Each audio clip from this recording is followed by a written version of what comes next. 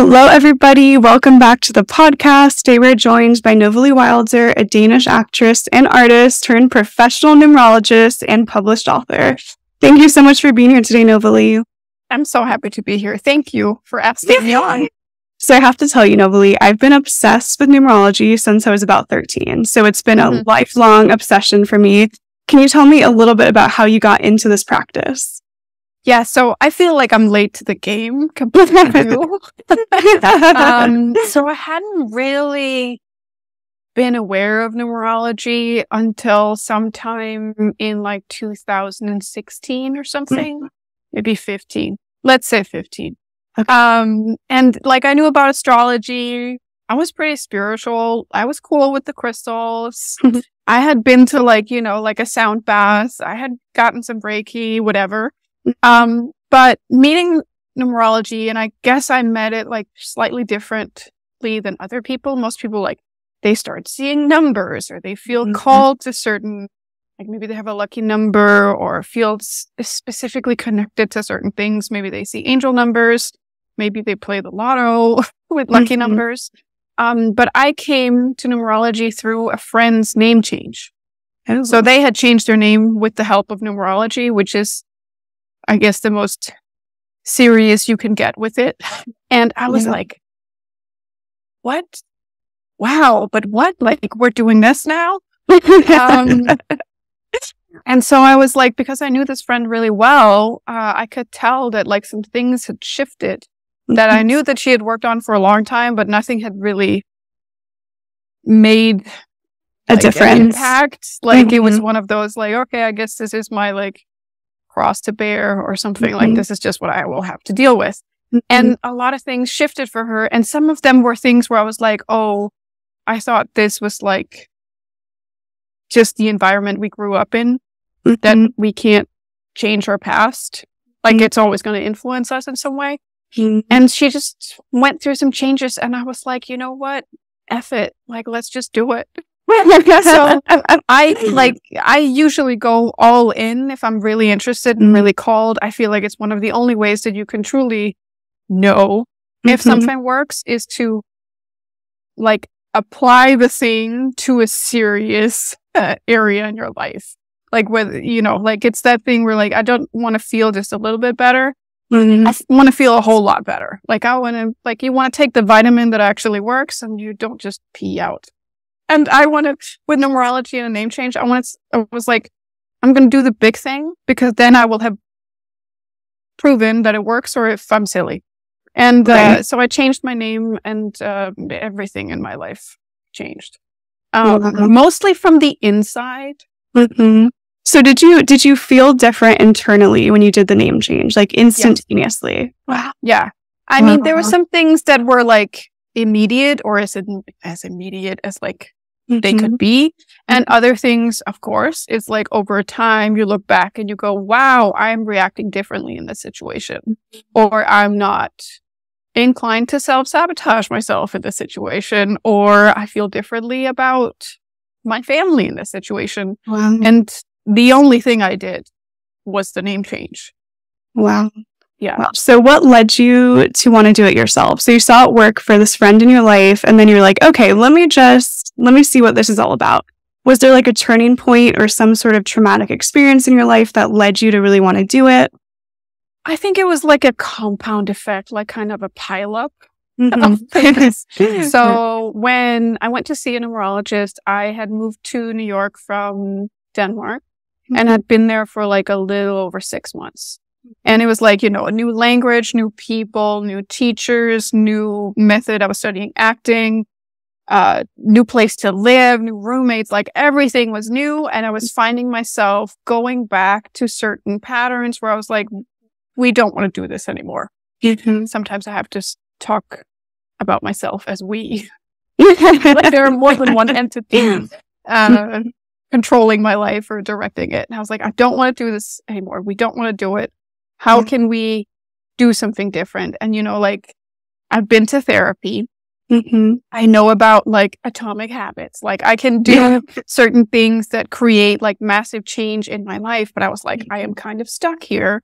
Maybe we should do something slightly more left field. So when I sat with the numerologist who could see all kinds of horrible internal things that I didn't want anyone to ever know about me, I was like, please don't tell me these things. Like, I know them, but I don't want anyone else to know them. Like we all try, even in our most honest moments, we have a little vanity. We're like, please don't tell me this thing that I know about myself. And, she told me like we could change certain things with my name. And I was just like, you know what? Yeah, sure. Let's do it. Yeah. You're like, I'll try anything at this point. And I was also like, being an actor is working with energy and emotion. And over my years of doing it, I have realized that the more I step aside and let what wants to come through just come through, and I try to like ignore my vanity and be like, it's going to look like however it's going to look like. I mean, it might be ugly, but I'm going to try to make it true. And I felt like with the name, I was like, it's an identity that can sometimes hold you back, where you're like, this is my name and I have a story about it, or like for my family or my friends, or like how it felt like being, one of 5 Marias in my class or something. Like we either feel like isolated or lost in the group. All these things come up with our names. And I was like, it's one of the identities that I wanted to shift also. Right. So there's so much. It feels deeply connected. And I was like, my name is okay, but I can use a new one. So there's that connected.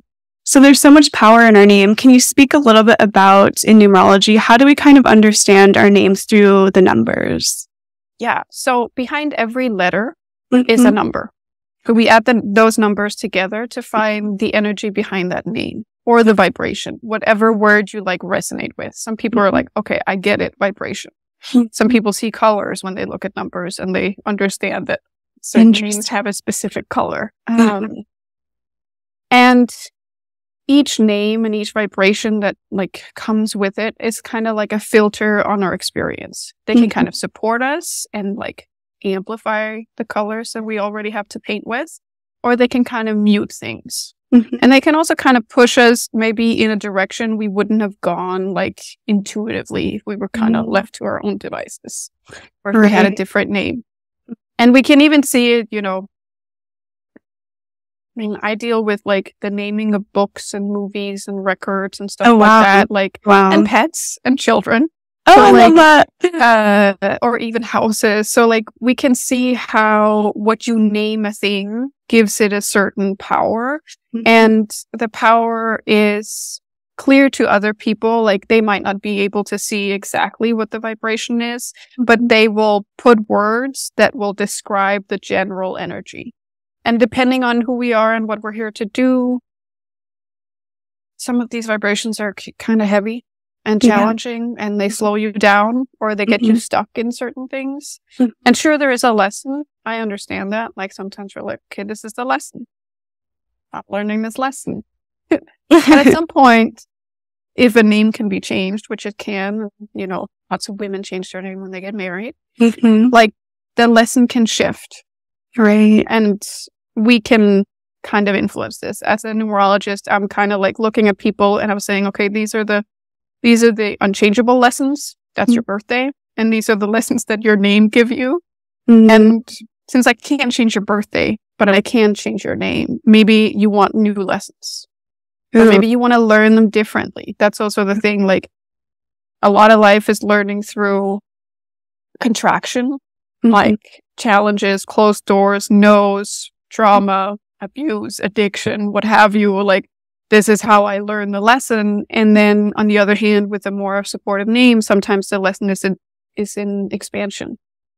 Like, how much can I allow myself to get big here? When do I stop myself? Like, I'm used to having no money. How does more money feel? Or I'm used to not being loved. How do I feel now that I'm being loved? Like, it brings up a whole new interesting lessons. Yeah. So so people come to you and they're like, I want more money, I want more love. And based on their intention, you can kind of work with the numbers. Is that how it goes? Yeah. People say all kinds of things. Yeah, what do most clients come to you for? I think that's also like sometimes like a little bit of the vanity thing where we get focused often on material things where we want to change a material reality that we're in. And changing your name like influences all areas of your life. So we can't kind of just like cherry pick. No, we just people come with like a very deep feeling of like, if I just had more money, I would be more free. Or if I just had a guy or a girl or whatever, if I had a partner, I would feel safe. Or, you know, if I could just get pregnant, and I could create my own family and I would finally heal some things. And a name change shifts all these little things, like all the little dials in you. And sometimes it's that thing that like, oh, well, maybe I need less money, or maybe I need a different job, or maybe if I learn to love myself first, which is usually what happens with a name change, it kind of like removes outer blocks, but definitely inner blocks, where we're like, oh, I'm now comfortable to be in my own company, which means that I'm probably more comfortable for other people to be around. And that I'm also realizing where in my relationships is it like not equal? I'm giving more than I'm getting. Like balance in all things. So yeah, people come with many different stories. I'm sure you get so many requests. Yeah, many different stories. And all I see is just like a soul saying, I'm kind of done with this lesson or this version of this lesson. Can we upgrade? And then, I mean, sometimes it's like, if you're lucky, you can keep part of a name. Like I always try to keep what I can because, of course, I mean, a name change is an identity shift and that can feel uncomfortable. So I try to keep what we can. But if we can't, then like, okay, can I find something that like sounds like that or has like some of the same energy? Maybe there's like some history or ancestors we want to like honor, or like right. Maybe it's in a language where like there are certain rules for like how names are put together or what kind of last name you can have. Like in the US, we're so free.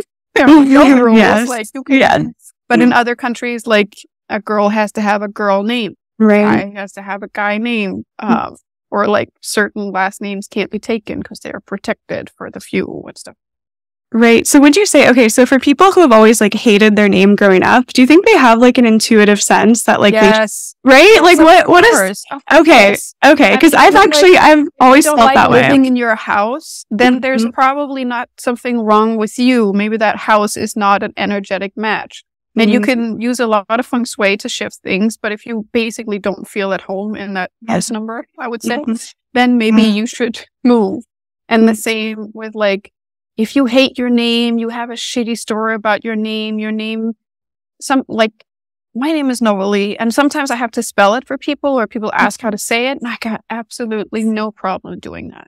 Yeah. But back when I had a different last name, I always had to spell it.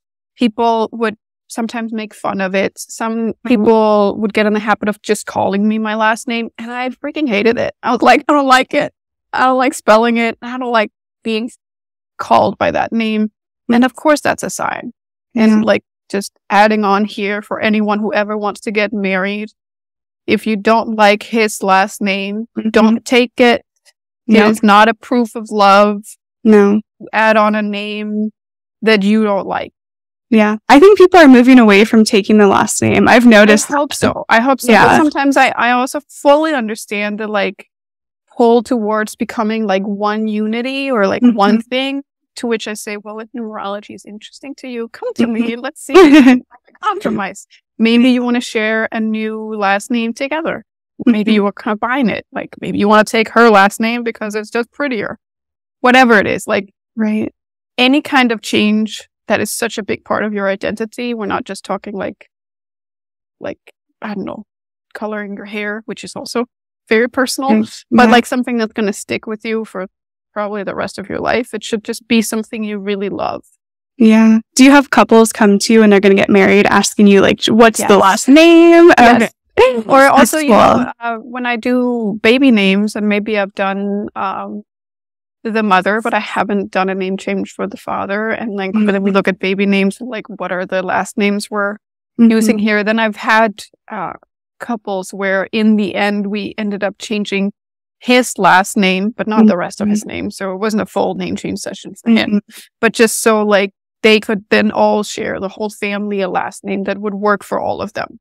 Because that's also, sometimes it's just like practical, like stuff where I'm like, how can you all carry this vibration? Right. Or, you know, do I have to like finagle it in some way? So when you're looking at the vibration, how do you kind of work with it? So you're like, okay, if this person wants more money, would you do like an 8 name, or can you talk a little bit about that? Well, specific vibrations definitely have like specific attributes or things they do. So like you want more money, you want a vibration that has to do with 5 or adds up to 5 because it's Mercury, communication, exchange, travel, money, sales, what have you. But it also has to fit with who's carrying it. It really does. And more is not better. Sometimes people are like, oh, having this vibration once is good. Well, having it 3 times must be better. And I'm like, no. It's like, I don't know, putting butter on salmon or something. It's too much and it can kind of mute the energy. And kind of just become too much and the energy kind of can't get to, you know, it's like playing music or something. Like you can't just play the same note over and over again. That does not make a great song. Like you need to have different notes. So we want to give people as many notes to kind of play in their name. But yeah, for sure, like if people want to get more attention, be famous, whatever, we have some vibrations like 17, 8. If they want more money, we have the 5 vibrations. If they want more love, we have the 6 vibrations. But it usually is like a combination of looking at their base number, like their signature that comes from their birthday, and saying, you are already this energy. You already have these gifts. How can we support you to unfold them? Because it would also be silly to think, oh, I give you this name vibration and you're now going to win an Oscar, or you're going to like just get $1 million. Like if you don't want to, I don't know, if you don't want to make a movie or be in a movie, the Oscar is going to be kind of hard to get. And also like the work to get the money is still the work you have to do, which means you still have to figure out what do you want to work with? Who do you want to help? Like in what direction? And like, what does a job look like? Like I can help with the big strokes, the tiny day-to-day stuff. That's like your job. Yeah, you'll still have to put in the work, guys. There's work that needs to be done. Yeah. So I'm curious. So you started out as an actress, correct? So was your previous name more connected to like creativity, acting? Was that a part of your original name?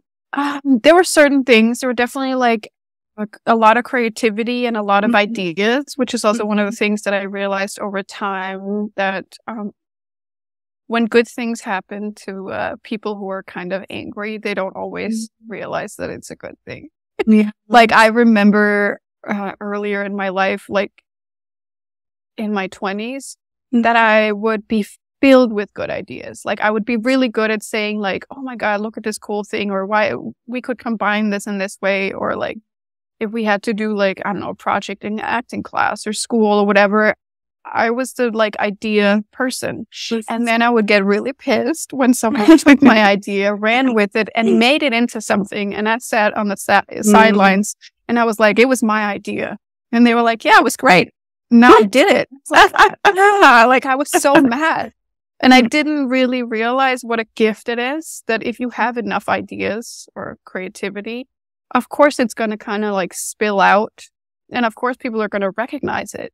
And of course they're going to like steal it. It's not really stealing, but sometimes it would be like, you're really like, we all have ideas at times. Like I would see choreography for dance things, or I would see like images for like a movie. Like it came perfectly clear in my mind. And I would talk about it for like 10 minutes. And then like a month later or something, I would see someone having like created exactly that. And they would be like, well, it's not quite what you said it was. And I was it's exactly what I saw. You know, so somehow I did like communicate this idea to you, and you went and did it. And I was very pissed off. At times. And then later I realized, like, as my energy shifted, and you can say my vibration raised, maybe I also just got a little bit older. Yeah, you matured. Like, oh, this is a gift.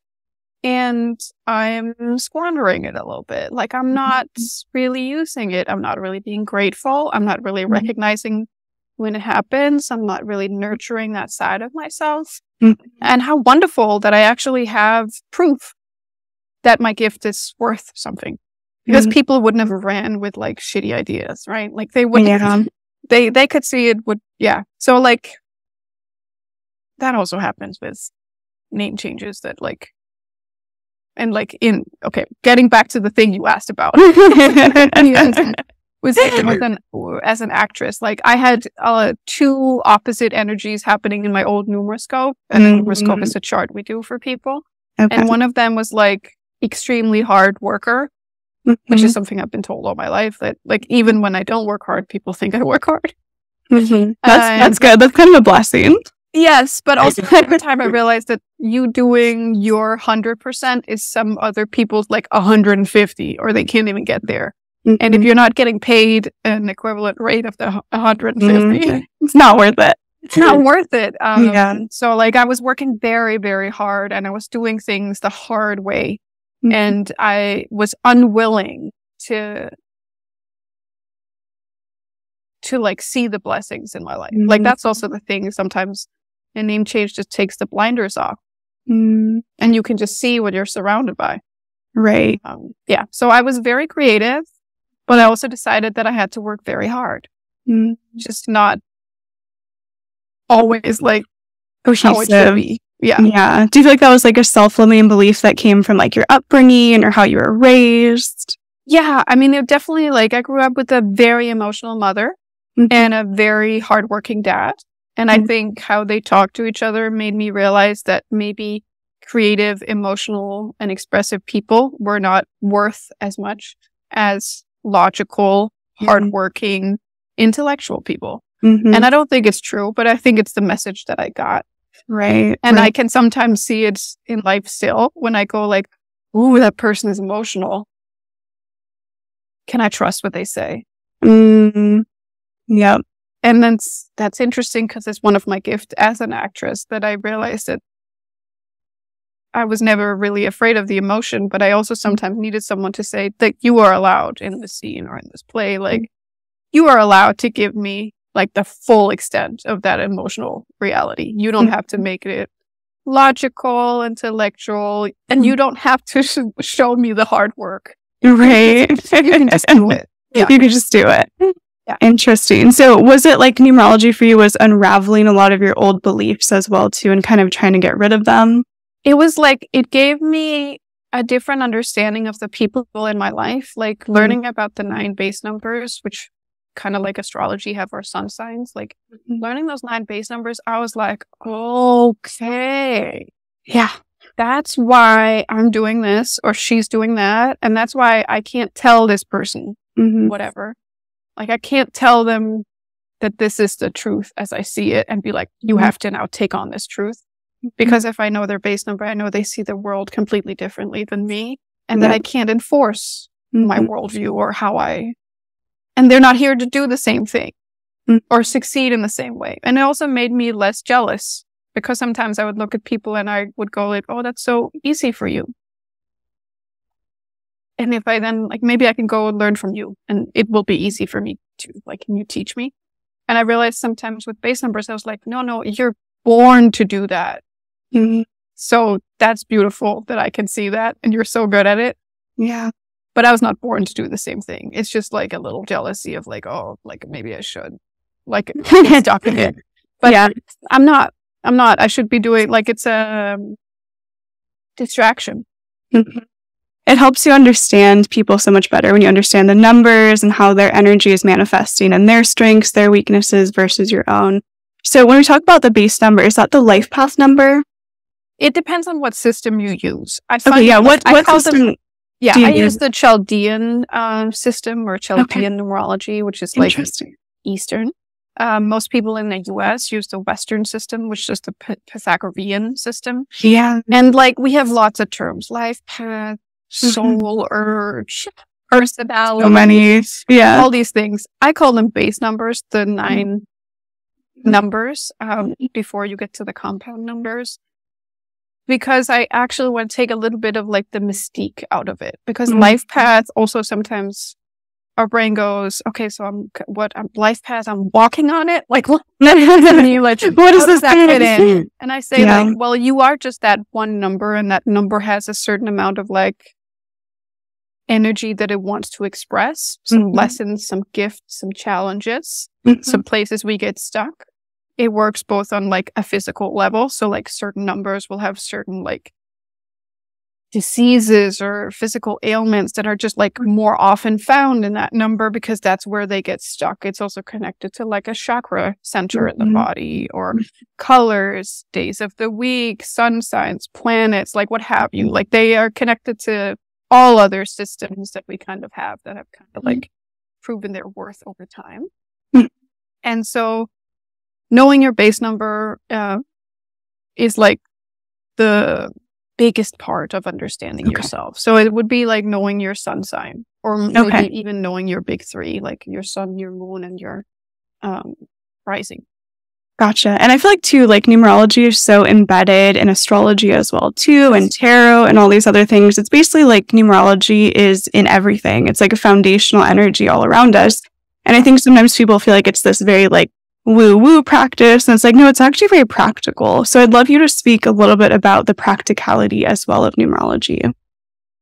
Well, the practical part is sometimes understanding the basic of like, does this energy, and it could be the energy of your house, or it could be energy of today's date, or it could be the energy of a guy you're interested in. Does that energy like move outward first or move inward first? Like that's such an easy thing. Sometimes looking at someone being like, okay, this energy wants to move inward. How do I feel about that? Like, how do I feel about someone who, you know, goes into themselves first? Maybe I'm an extrovert, even if I don't agree with that label, because I'm like, we're all extroverts in certain situations. True. Like, maybe I identify as someone who goes first, or goes further, or pushes the boundary, or is like grounded and feels fired up by movement, or like something that also could be more sensual or sexual, or something that's like, I'm thinking of like primal. Something more primal. Yeah. And then I meet an energy, and the only thing I know about this energy is that it does not move like mine does. Like it moves inward first. And what does it make me want to do? Do I want to chase it? And do I find it weak? Like, is something in me thinking, oh, my energy is the only valid one? If you're not moving like me, are you then like weak or lesser than, or more sensitive, or whatever? Sometimes it falls into like, is it girly or is it feminine? Feminine. Yeah. Whatever. And like the base number is like knowing these energies. Like the practical part is just like, if I know a person's birthday, then I know how to talk to them. I know how to sell to them, which is selling is service. So like, how do I explain what I do to this person to give them the option of like, if they want to work with me or want to know more about what I do. Oh, interesting. And how do I invite them into things? Like if, say, I'm like romantically or just as a friendship interested in this person, how do I interact with them if I want to see them again? Because it's not about like, oh, am I too much or am I too little? But more like, how can I meet them on like a playing field where they feel good? Honor their energy. Yeah, it's allowing you to honor the different energies and when to work with it as well. So do you find yourself like looking at dates of things and kind of always keeping in check with when you're doing things? Yes, always. Like all the things, like days that things are planned on that are out of my hands. So like if people invite me for a podcast interview, what day do they give me? If people want me to write an article about Valentine's Day, why do I want to talk about the 15th more than I want to talk about the 14th? Because the 15th is a way more romantic day. And when you go back and look at like the history of Valentine's Day, you realize that it's overlaps with a pagan holiday that was usually, happened on the 15th, which makes so much more sense from a numerological standpoint because it has to do with like spring and rebirth and like love and care and like that. So sometimes, like, if I have to have a date night, I will suggest a specific date for that. Yeah. Or if I have to pitch something, I mean, I also help people with that, like when to launch something. Oh, super what cool. date and like what to call it. And of course, we can only do so much. Like, you got to create a epic, wonderful project or product. And then we will find the right date and time and name for it. But of course, like the gold has to be there before you can share it with people. Right. I mean, all the things like the apartment I live in and the building and the street. Yeah. Like, it can't be perfect, but we can get it like closer. Yeah. It's so real too. It's like I just moved from a 7 apartment to a 4 apartment and I can feel the shift. Like, I did not like the 7 energy. I was like, whoo, this is too it was like weird spiritual stuff going on all the time. It's like not very grounded. It's not. No. Like, the 7 energy is very like, let's float around and meditate and like. I felt so ungrounded. Yeah. Well, I'm in the 4. I'm like, it shows you like having that experience with a number doesn't mean that you're always going to have that experience. But maybe it was the wrong time or like the wrong season of your life to stay in that energy. And also like some people don't honor the energy of like an apartment or a building. Like, I moved into a 7 energy where the person who lived there before had only used it for their like spiritual practice. Of course. So they had only used it for like having clients and like, so the energy of that place was just like immaculate. And I was like, yes, like right now in my life, this is what I want to do. Okay. And other times, like, I moved into a 3 apartment and I have never worked so hard in my life. Wow. But it worked really well because I wanted to. Like, I was there to work, so it worked really well. But I could tell, like, looking at my roommates, it did not agree with them. Right, like, right. They were on a different wavelength.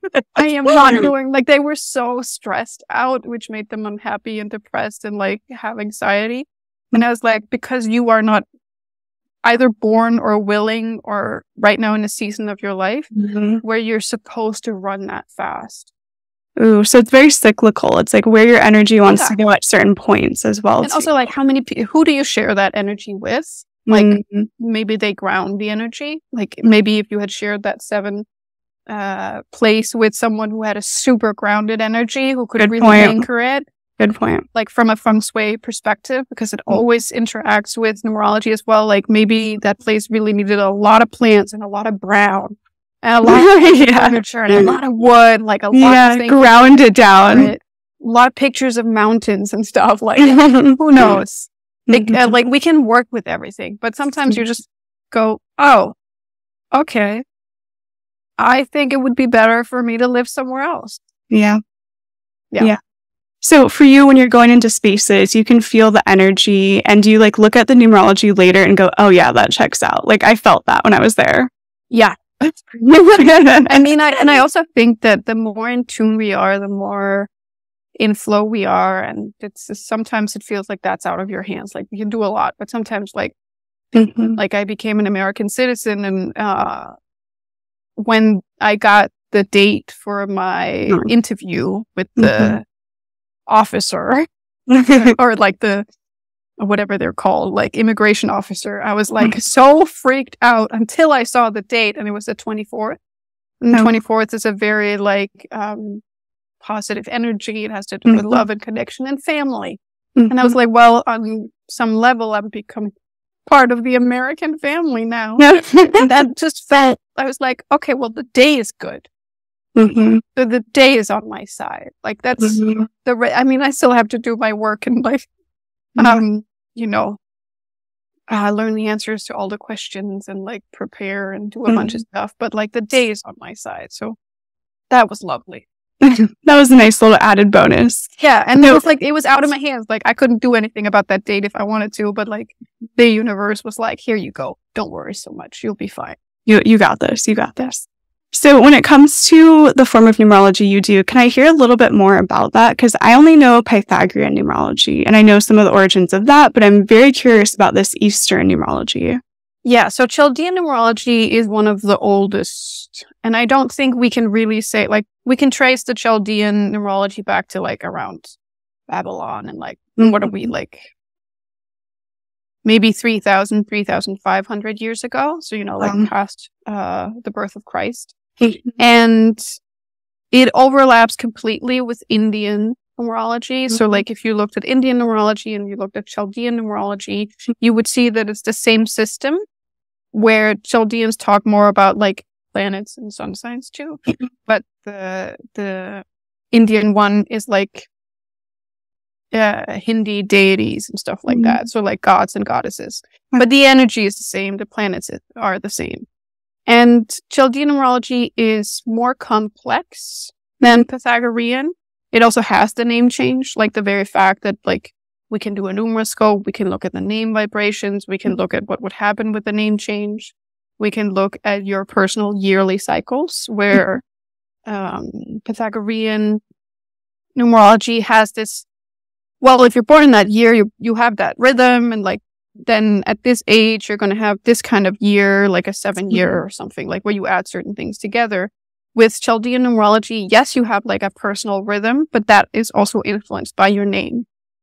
So based on what name you have, and if you change your name, your yearly rhythms will also change. So it's really it's like more complex. More complex. Okay, so there's more information almost in this form of numerology that we can't fully access in Pythagorean. Well, Pythagorean, as I see it, like I've seen the charts, and again, like it's whatever you resonate with. Like, and to me, I realized learning Chaldean numerology, I was like, well, you just have to check it. You have to apply it over and over again. I mean, I've done like hundreds, if not thousands of both readings for people, but also just me watching TV and going like, about that actor or something, or like, why did they shine in this role or not that role, or like, they're a child actor, like how that energy, why did it like happen for them so early, or like, why is Brad Pitt and Angelina Jolie getting like, me doing like the yearly cycles and like just looking at them and going like, oh, that makes sense. People go through different periods of time with different names, and like having the numeroscope, that chart, like there is no equivalent in Pythagorean numerology. Okay. So it just made sense to me. It was one of those things, like after I changed my name and I was like, how does this work? The more I like dug into it and took courses and classes and found mentors, I was like, this is so interesting. Like, and it applies at all times. Like I feel like a spiritual tool can't have that high of a failure rate. Like, it just doesn't work. It's not cool if you say, oh, it works on everyone else, but not me. Right. Like that, no.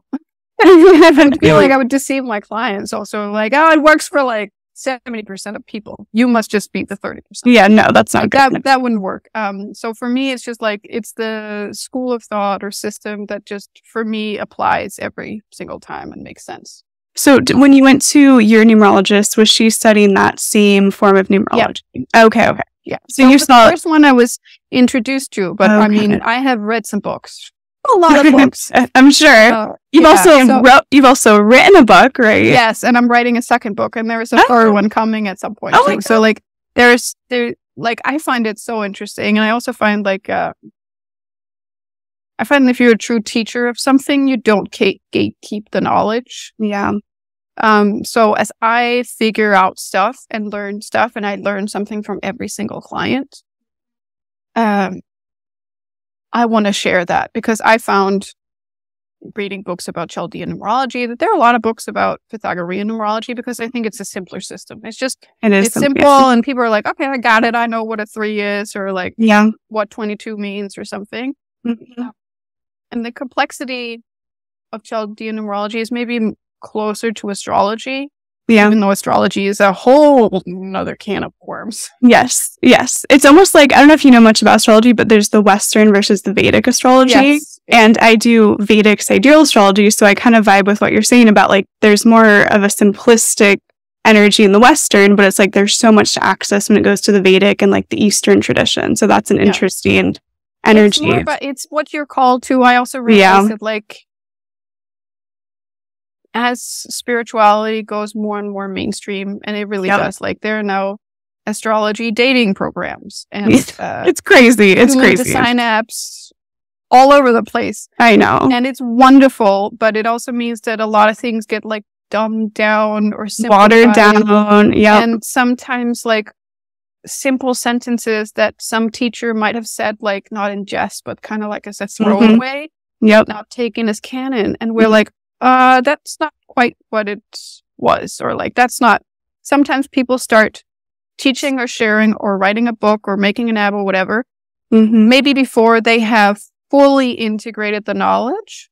And there's nothing necessarily wrong with it, but it does mean that there's just a lot of information out there and it's not all embodied and it's not taught by someone who put in the work.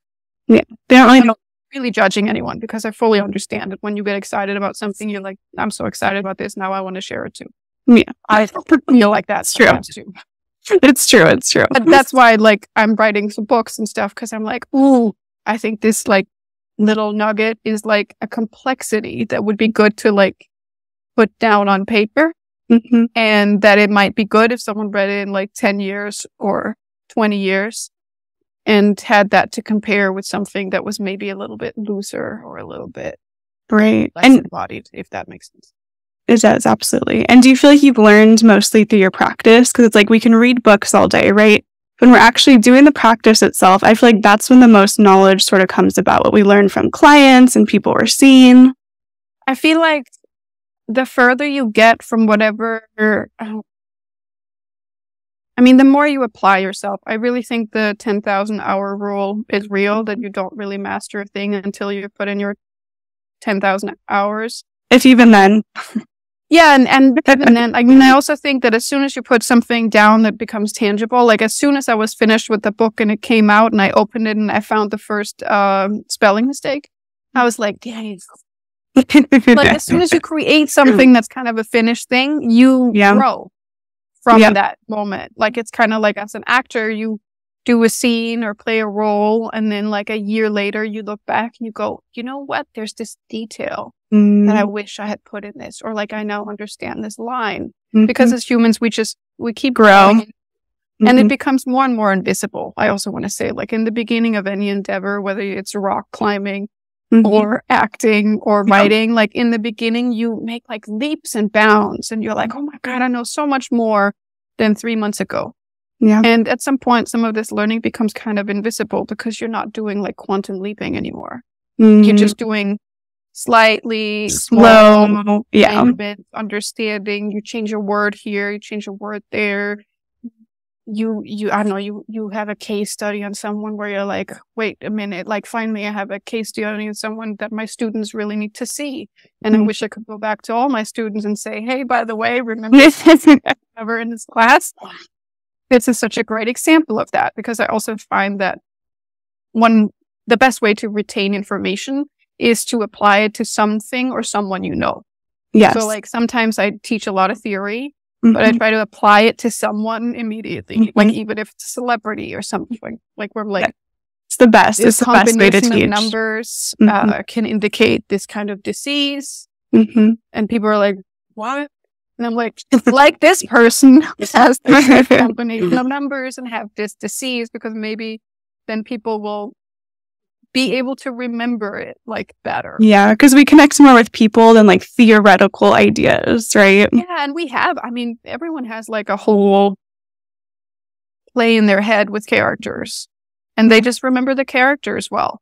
And I'm like, okay, well, if I can connect this information to a character in your head that you'll already have something with. That's also like, I always combine it with other things. If people know astrology or the tarot, or feng shui or whatever, I'm like, use that. Like, use it as your, we will have to tinker with it and expand on it, but like apply it immediately so you have like a base, because the hardest thing is like when you know nothing and you're like, how am I going to remember 52 different name vibrations and how they apply to 89 different combinations of base numbers? My goodness. You're not going to know that. But like in the moment you go like, wait a minute, I see this number and I remember Novalee talking about Angelina Jolie having this combination. Angelina Jolie combination. Great. Now I can convey it to someone. Noted. Yeah. So you also do have a numerology school as well, right? Where you're teaching people how to do numerology. What's going on in your training for people? Is it online? How are you teaching? It's all online. Like, of course, my school was actually born in 2019, but it didn't get then 2020 happened, right? Like it was supposed to be, Which wait, can I ask real quick? Was there a numerology of 2020 that would indicate everything? Yeah. Okay. For a year. I mean, it's all. Oh gosh. It's one thing is the biggest lesson in patience. Yeah. There's a big lesson of patience, and I'm like, I mean, you don't learn patience from going fast, right? Or doing what you want to do. No. And then 4 energy is always like upheaval, rebellion, systems falling apart, questioning authority. And yes, infectious diseases. But that's usually like when I do a forecast, I don't usually want to talk about things like the next time we have a 4-year, we're going to have some of the same themes. But of course, the exact same thing can't happen. Right. And we've also already been through a 4-year and we've learned something. So like it's like a spiral. Like we go higher and higher. Oh, I like that. Further into like certain themes. And also like when we entered the 2000, we entered years that started with a 2 energy, which is more feminine than a 1 energy. So like to me, it also makes sense that like more spiritual aspects and more maybe, I don't know if I want to call them feminine values, but how we feel about our job, for example, and if we have to show up physically. Yeah, and how people don't want to. And also like the tiredness. Like I think we think we are tired. Yeah. Right now in 2023 because of what has happened over the last like 3 to 5 years. But we are tired as humans on this planet because of what has happened over the last 30 to 50 years, all the way back to World War II. But sometimes, these perspectives are maybe not so helpful in our day to day, but sometimes if you're into numerology or astrology as well, like sometimes going, when was the last time we had this combination of numbers or the planets were in this way or this cycle ended, like it gets really interesting and nerdy. Yeah. You can see all these themes and crazy stuff. It always repeats. You can always see it until the end or like after it's over. Right. But you were asking me something about before 2020. Yeah, what was that? Scared me. On a tangent there. My goodness. Oh, about your school, numerology school. Yes. So it became a fully online program. Okay. And I plan to run it twice a year, but I realized that it takes a lot out of me to teach, apparently. Are you doing like live? So you're live with your students? Yeah. We do at least 75 hours of live classes. Wow. It's a 9-month program. I apparently don't do anything half. I wish I would have come up with a nice, easy, quick little 5-hour learn about the base numbers program, but I went straight for become a professional numerologist program. Like I will teach you everything. We need that though. I think we need more numerologists, like especially with what you're practicing. I haven't heard much about it and I'm very intrigued now. After this, I'm going to look into it more. So I think it's cool that you're bringing more numerologists into the world as well too. Yeah, do it. And check out my book, a little bit of numerology if you're interested, because it's a great way to like, how does it fit and how do I fit and what does a numeroscope look like? And then you can immediately get annoyed that the book is not longer. And you're like, I need more. Like, give me more information, more case studies and stuff. But with the school, I just realized that like I wanted to share all of it. I'm not very good at holding back. Yeah, and that's good though. It's good. Yeah, and I hate to be the one that's like, oh, you paid for this, but your question is behind another paywall. I don't really want to. I would either want to give it all away for free, or have you pay me and I will teach you the depths of everything. Right. So the school is a 9-month course and it's not an intensive, like there's a good chunk of like time in between the classes. So people have time to like do their homework. And if they don't do their homework, I can't I can't help them. So like, it's also that thing, like if it's a calling, which it usually is, something in you says, no, I don't want to know a little bit. I want to know it all. Yeah.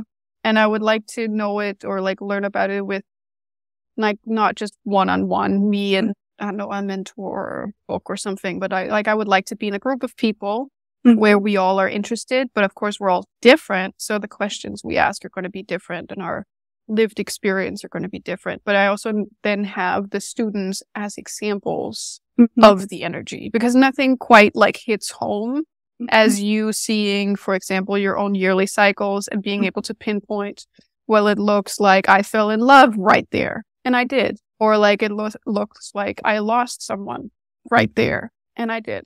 Like nothing like really applying it and going like, oh, well, it's true. Yeah. Like it's real. Yeah. So it's like you're learning the most about yourself through numerology before you're kind of applying it as well to everyone else around you. You can't avoid it. Like you can't avoid it. I mean, I had part of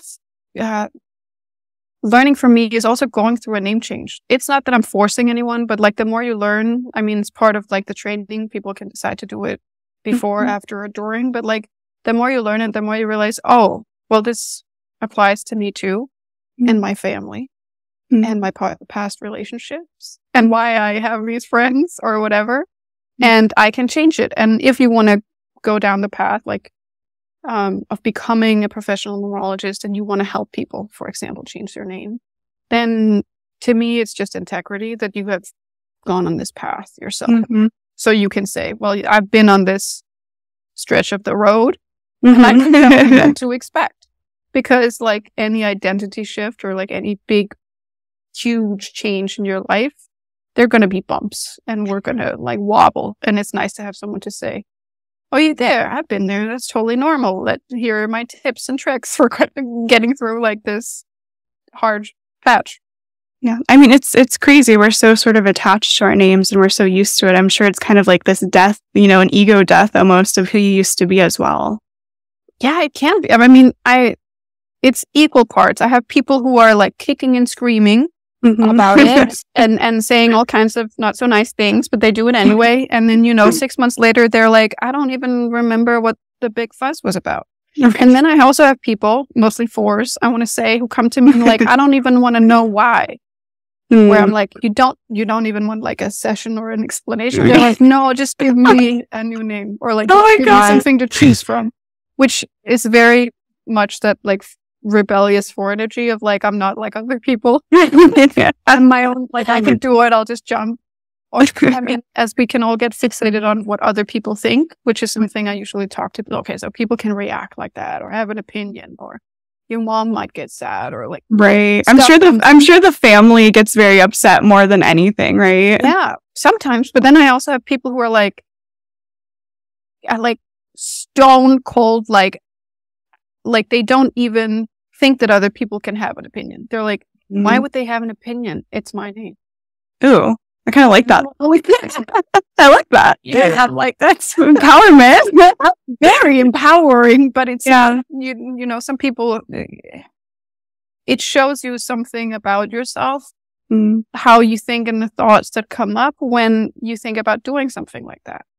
Sometimes it's like that thing of like, I don't know, I have a career in this field for like 20 years, but now I want to, I don't know, go drive a bus because I just want something simple, whatever it is. And you go, but can I tell people that? Am I allowed to opt out of something? Or I don't know. Yeah. What just came to me as a question too is, so basically like when celebrities as well, like when they want to become famous or get more recognition and they always change their name right before they kind of get fame. So that has to be connected with numerology, right? Yes. Well, I work with some of those people. So yes. I love that. Something to do with that for sure. Oh, interesting. And it's also like sometimes people, especially in the US, to be part of the actors union, you can't have the same name as another actor who's already part of the union. So like Meryl Streep or Emma Stone or whatever. Like a lot of these people, that's not their name. Right. But it becomes their name. Like sometimes it's interesting as a numerologist that like I will both do the numeroscope and the yearly cycles for their actual birth name, which is their actual name. And I will do the numeroscope and the yearly cycles for their artist name to see how it overlaps, because they never fully become the persona. Oh, interesting. If they don't legally change their name. If they legally change their name, then then the old name is no more. There is no more of that kind of timeline. So they move fully into that new one. And also sometimes you see it like kind of like as a last hurrah. Like I see it with relationships where they are together for many, many years, and then it's probably about to end, but there's like a last push where they might get married. And so the woman will often take the man's last name, and she will then become slightly different than what she has been for the last, whatever, say they've been together for 10 years. So she takes on a vibration that he already carries.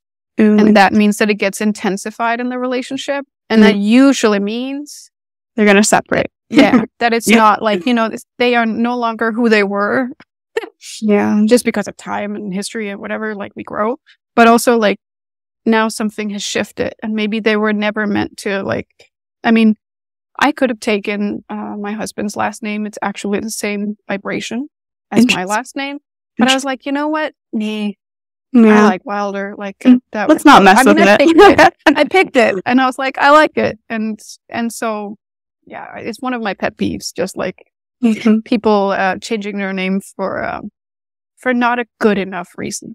Right. Like there should be a good reason, and we should check in with the numerologist first before you change your last name. Yeah. I love that. That's just it. I am willing to die on the hill that you should get a numerologist before you change your name. Amazing. This has all been so fascinating, Novalee. So one thing before you go, tell people a little bit about where to find you and your sessions and your book as well, because I'm super interested in reading your book as well after this. So I'm Novalee Wilder everywhere, like Twitter, Instagram, Pinterest, wherever you want to find me. Wherever you want to find me. I'm at novaleewilder.com. I've written a book called A Little Bit of Numerology, which is a quick little read. You can get it everywhere. It's pink and cute. There's a book bonus. If you finish the book, there's a book bonus for you. I'm currently writing A Little Bit of Angel Numbers. Probably come out hopefully in the fall, winter of 2023. And I do have a podcast, but it's kind of dead. So don't go, you can learn, like if you like listening to me, I have a lot of podcast interviews, and you can listen to the episodes of the podcast where I go through the base numbers and like certain things like that. I think that's it. But go to my website and check it out, like sessions and free info and free ebooks and all that stuff. And your main thing is the name change, correct? Like that's your main. You want big change in your life? I give you big change in your life. She doesn't. I'm a very practical person, and I love all things spiritual, but some things are lovely and indulgent and makes you feel good for a little while. And some things are pretty and you can put it on your shelf. But to me, the power in the name change is that you can radically shift your life. So if a radical shift is what you're looking for, you should talk to me. If a radical shift is not what you're looking for, just look. You'll learn something about yourself and, your partners and your ex-boyfriends and your family and stuff like that. Awesome. Well, thank you so much for being here today. It's so fascinating, and I can't wait to read your book as well. Thank you. Thank you, Novalee. All right. Bye, everybody.